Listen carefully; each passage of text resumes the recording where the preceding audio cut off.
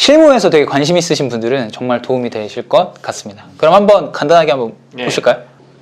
예를 들어서 어떤 고객이 우리한테 가장 이득일지 뭐 그런 부분이 되게 딥하게 생각했죠. 뭐 지금 어떻게 보면 쇼핑, 그러니까 여성 의류 쪽을 하고 있으니까 여성 의류에서도 뭐 정장을 주로 사는 고객의 그런 밸류가 높은지, 혹은 스트릿 패션에 대한 고객의 밸류가 높은지, 그런 걸 이제 기업은 계속 확인하고 찾고 싶잖아요. 예. 근데 그런 부분에 있어서 저희도 이제 반려동물 그런 버티컬 커머스다 보니까 과연 고양이 고객이 더 밸류가 높은지, 뭐 강아지 높은지, 혹은 어느 지역에 사는 고객, 혹은 어느 그 구매 주기로 하는 고객들이, 혹은 어느 매체로 온 고객들이 훨씬 더 합리적인지, 그런 거를 이제 끊임없이 보고 있거든요. 뭐 예를 들어서 한번 보겠습니다. 고양이 고객은 처음 왔을 때 첫 주문 단가는 3만원이라고 적혀 있습니다. 근데 쿠폰 사용 금액은 예를 들어 3,000원이라고 하고, 예를 들어 결제 수수료는 뭐 그 회사의 결제 수수료였겠죠. 그리고 원가도 그 회사의 원가가 있을 거예요. 근데 예를 들어서 고양이 뭐 고객의 원가가 60%라고 하면 현재 저희의 그 고객이 이 첫 구매로 인한 매출이익은 8,271원이가 돼요. 예. 그리고 이제 예를 들어서 배송비가 뭐 서울, 경기, 지방마다 다 다를 거예요. 예를 들어서 뭐 경기도에 있는 대략적으로 6,000원, 한 건당 6,000원씩 나간다고 하면은 이렇게 될 테고, 만약 이 고객에 광고를 안 한다고 하면은 2,271원이 남을 거예요. 하지만 저희는 고객을 한 명 데려올 때마다 광고비가 되겠죠. 여기 보니까 이 고객들이 주로 뭐 서울의 고객들이 많이 있고, 광고비 첫 구매할 때 2만 원을 쓴다고 하네요. 예. 그러면은 이 고객을 한번 데리고 오고 저희가 남는 이득은 실마진은 18,729원이에요. 그럼 이제 회사 망하지. 계속 이렇게 게임을 하면은, 예. 좀 지울게요. 예. 망하겠죠. 예. 그러면 이제 고객들이, 근데 한 번 와서 끝나는 게 아니고, 이런 서비스가 있었네? 한번 이제 다음에 와서 한번 또 구매를 해봐야겠다. 그런 식의 재구매도 있잖아요. 예. 그때부터는 이제 봅니다. 뭐 재구매에 대한 하락 퍼센트 비율은 여러분들이 하고 있는 비즈니스의 평균치로 해서 넣으면 될 것 같아요. 저는 그냥 심플하게 1%씩 나간다 라는 계산해서 월 재구매 빈도를 넣어봤고, 이거는 저희는 이제 한 월 기준으로 해서 저희는 이제 계산을 하고 있는 그런 비즈니스를 하고 있어서, 이거는 뭐 월이든 분기든 아니면 위클리든 그 관점에서 적으시면 될 것 같아요. 여러분들이 하고 있는 비즈니스 따라서. 참고로 이 자료는 그 공유를 드리는데 엑셀로 받으셔서 여러분들이 하고 있는 형태의 비즈니스로 그냥 교체를 하셔도 무방할 것 같습니다. 예를 들어서 재구매율을 보니까 45% 정도가 되네요. 여기서 45% 적고, 근데 보니까 구매 주기가 1%가 아니고 1.5%라고 해요. 그러면은 1.5%씩 구매 주기가 빠진다고 하네요. 네. 예. 그리고 근데 재구매할 때는 보니까 4만 원 정도를 사용한다고 해요. 예. 그다음에 이제 딱히 보니까 쿠폰 사용은 없고, 수수료는 똑같고, 원가는 아까 60%였죠. 60%고 주로 서울 고객들이 많았고, 광고비는 뭐 없다고 쳐요. 예를 들어서 뭐 리타이팅 뭐는 n분의 1로 하면 되는데, 그럼 실제 이 고객들 재구매했을 때는 저희는 7,920원이 남아요. 근데 이 고객들의 월 평균 2.5회를 구매를 해주시네요. 예, 파악을 해보니까. 그러면은 실제 이 고양이 고객들은 1년 동안 저희한테 있는 실마진은 62,946원이 되고, 아까 전에 말씀드렸던 첫 구매에서의 그러니까 마이너스 18,729원은 보니까 한 3달 지나면, 한 4달 정도면은 이제 저희가 다시, 그쵸? 그런 실제 이득으로 남고, 나머지는 이제 그때부터는 저희가 플러스가 되는 요인이네요. 그리고 1,000명의 고객이 2천만 원을 써서 아까 전에 CAC가 2만 원이었으니까. 근데 2천만 원 썼지만 실제 저희는 이제 나중에는 1년 동안 이 고객들을 계속 랑이시키는 과정이면은 한 6,290만 원 정도가 될 터이고, 예, 그런 부분을 좀 파악을 해볼 수 있었습니다. 그리고 이 고객들이 봤을 때, 한 명당의 가치가 얼마인가 뭐 볼 수도 있겠죠. 그러니까 예를 들어서 뭐 구매 전환율이 한 30%가 되고, 뭐 회원가입 전환율이 한 25%가 된다고 쳐요. 그러면 현재 1,000명의 고객을 데리고 오는 거에 있어서 총 회원가입자 수는 3,333명이 될 테고, 회원가입 전환율이 25%면은 인스톨은 한 13,000 정도 될 거예요. 그러면 이제 이 한 명당의 회원가입의 가치는 한 18,800원 정도가 될 테고요. 인스톨 하나당의 가치는 4,700원 정도가 되겠죠. 그럼 만약에 뭐 에이전시나 그런 쪽에서 이제 처음에 NCPI라든지 NCPA라는 그런 협의를 할 때 저희는 이 금액 이상으로 받으면은 절대 안 되겠죠. 예, 왜냐하면 이 매체에서 오는 평균적인 고양이 유저들은 대개 이런 플로우로 구매를 해주고 계시니까. 가이드라인이 되겠네요. 맞아요. 실제 저 이렇게 쓰고 있고 이따가 보여드릴 제휴 쪽에서 되게 합리적으로 잘 쓰고 있습니다. 왜냐면 매체마다는 아시겠지만 매체마다의 그런 고객들을 온 고객들은 너무나 천차만별이고요. 예. 그리고 소재에 따라서 또 완전 달라요. 아시겠지만 예. 똑같은 페이스북 광고를 한다고 하고 머신러닝 타겟팅을 한다고 해도 소재에 따라서 오는 고객들은 너무나 다르고요. 예. 그 지역도 다르고 그런 고객들의 밸류가 다 다를 겁니다. 세그먼트가. 그러다 보니까 전환율이나 그런 부분도 다 다를 테고 쓰는 돈도 완전 다르더라고요. 그래서 이런 부분들은 좀 파악을 하고 있고요. 근데 예를 들어서 그러면은 고객들 아까 62,946원입니다. 좀 적습니다. 62,946원 이 고양이 유저는 그러면 이제 강아지 유저는 보니까 첫 구매할 때 뭔가 되게 많이 쓰네. 예를 들어서 6만 원을 썼다. 근데 이 고객들은 보니까 한 5,000원 정도의 한 명당인 고객의 밸류는 57,800원 정도가 되네요.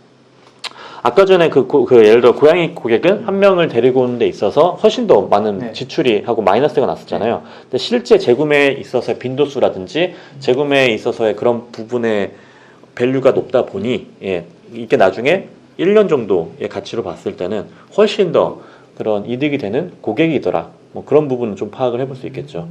예.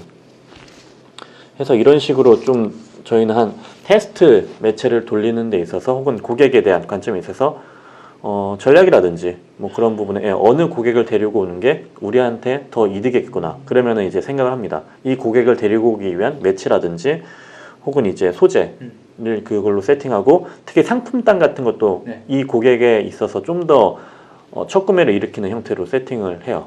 그러니까 이게 뭔가 명확하게 숫자가 우리가 확실하게 아는 느낌이니까 어떤 의사결정할 때도 빨라지고 설득도 쉬워지고 뭔가 그렇게 될 수 있을 것 같아요. 사실 저거는 이제 추입니다. 이거는 아시겠지만 진짜 이거만이 더 디테일하게 사업에 대한 전략 짜면 훨씬 더 많겠죠. 근데 오늘 공유 드리는 건 좀 누구나 볼 수 있는 형태로 좀 공유를 드리고 싶어서 한번 이런 걸 만들어 봤고요. 근데 실제 사용을 해보니 되게 효율적이었다더라. 그런 걸 볼 수 있었습니다. 그리고 이거를 사실 제일 잘 쓰고 있는 게 저희는 제휴 쪽 진짜 잘 쓰고 있거든요. 예. 사실 요즘은 그런 고객 한 명 한 명 데리고 오는 게 단가, 비딩가가 너무 높아지다 보니까 그런 기업 간의 제휴를 되게 많이 하고 있는 것 같아요. 그리고 이제 그런 디지털화가 되다 보니까 페이사라든지 그런 쪽에서도 굉장히 제휴를 적극적으로 제한하고 있고요.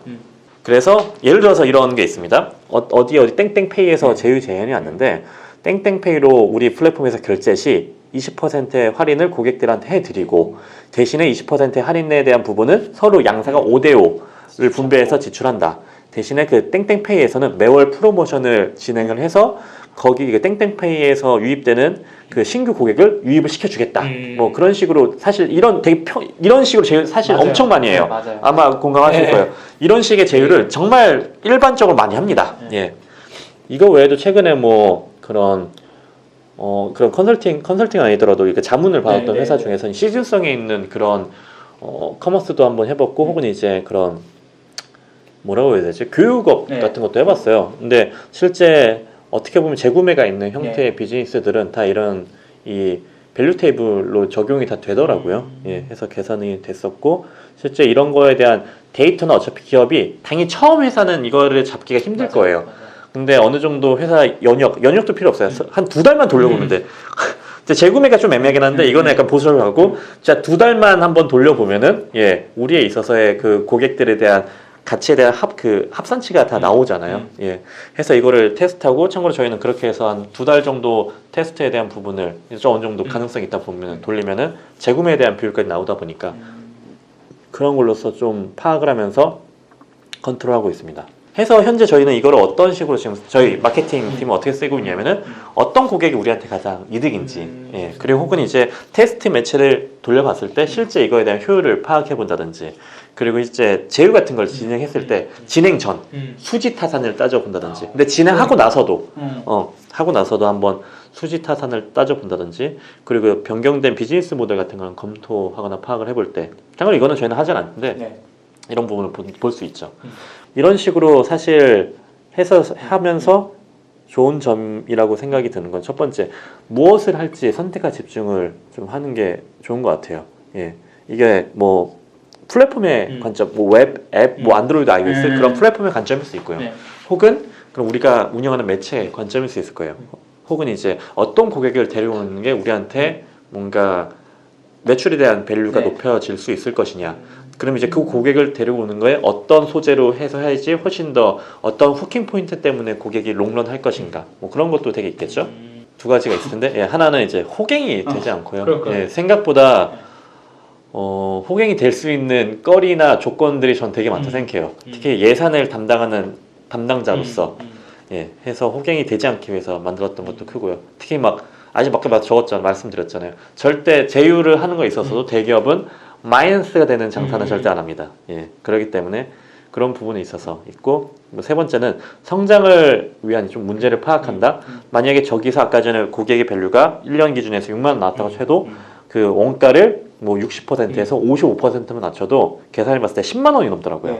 예, 그런 것처럼 뭔가 성장을 위한 문제를 좀 더 파악을 해본다든지 해서 확인할 수 있고, 참고로 이런 식으로 저는 해야지 앞으로 좀 마케터로서 누구든 살아남을 수 있지 않을까. 뭐 마케터뿐만 아니라 뭐 전략 쪽의 그러니까 전략 쪽에 하는 업무를 하고 있든 아니면 기획자든 예, 이런 고객의 관점에서 디테일하게 보는 담당자는 좀 이런 식으로 재무적인 관점까지 봐야지 뭔가 훨씬 더 보면서 운영할 수 있지 않을까 생각하고요. 저는 어떻게 보면은 저 밸류 테이블을 하기 전부터 이런 관련된 비슷한 일을 혹은 분석을 하면서 최소한의 그렇죠. 최소한의 돈? 그러니까 ROI라고 할게요. 왜냐면은 시간과 그렇죠. 시간과 인력과 예산은 한정돼 있는데 어디에 집중할지 그 집중에 대한 그 결과가 저는 나중에 돌아간다 생각해요. 예. 그렇기 때문에 좀 효율을 많이 바빴고요. 예. 뭐 큰 회사든 작은 회사든 예. 인력, 시간, 예산 한정돼 있으니까 최소 그러니까 적게 일하고 많이 벌어야 되잖아요. 네, 맞아. 예. 그리고 적게 일하고 오늘도 빨리 예, 칼퇴를 하면 좋지 않을까 생각합니다. 아, 네. 그러니까 이게 뭐 쭉 들어보시면 아시겠지만 되게 많은 정보들을 전달 주시긴 했는데, 그러니까 딱 한마디로 요약하자면 그냥 이게 있으면 어디든 많이 쓸 수 있고, 진짜 뭐 호갱이 되지 않는다. 예. 이런 게 되게 좋은 것 같아요. 그러니까 내가 뭐 예를 들어서 뭐 팀장을 설득해야 되는 상황이든 아니면 어떤 매체나 어떤 매체사를 만나거나 다른 이제 뭐 B2B 할 때 그런 뭐 협상을 해야 되는 상황이든 혹은 이제 제가 뭐 어떤 뭐 소재를 운영하거나 예산 집행을 할 때도 명확한 기준이 있으니까 물론 요런 것들을 받아보셔서 각자 이제 비즈니스 맞게 좀 수정을 하셔야겠지만 그런 게 너무 좋을 어떤 가이드라인이 되지 않을까 생각이 듭니다. 사실 저렇게 아마 다 하시고 계셨던 분들도 있을 거예요. 근데 그거를 되게 어떻게 보면은 뭔가 자기만이 알고 있는 왜냐면 이거 힘들거든요. 사실 이걸 팀원들한테 이렇게 하라라고 하는 거는 좀 미안해. 왜냐면 바빠 죽겠는데 그 팀도 할 일 태산인데. 예. 그래서 저런 식으로 많이 했었고 예, 하고 있고 효율적이었다. 그래서 뭐 요런 자료나 이런 것들은 제가 영상 올라갈 때 밑에다가 같이 한번 올려드릴 테니까 한번 써보시고 각자 이제 상황에 맞춰서 이제 이렇게 수정하셔서 이용하시면 될 것 같아요. 본인의 그런 비즈니스 매트릭에 맞춰서 뭐 구조화를 각자 시키셔서 운영을 하셔도 좋지 않을까. 사실 그냥 별거 아니에요. 엑셀이에요. 엑셀 그냥. 예. 근데 뭔가 우리가 뭔가 감으로 하고 계셨던 그런 것들을 저희 대신에 리바이가 시간과 비용을 쓰시면서 대신 만들어 주셨으니까 어쨌든 이런 것들 한번 보시면 또 이제 좋을 것 같고요. 오늘도 되게 소중한 인사이트 나눠주셔서 감사합니다. 감사합니다. 네, 감사합니다. 예.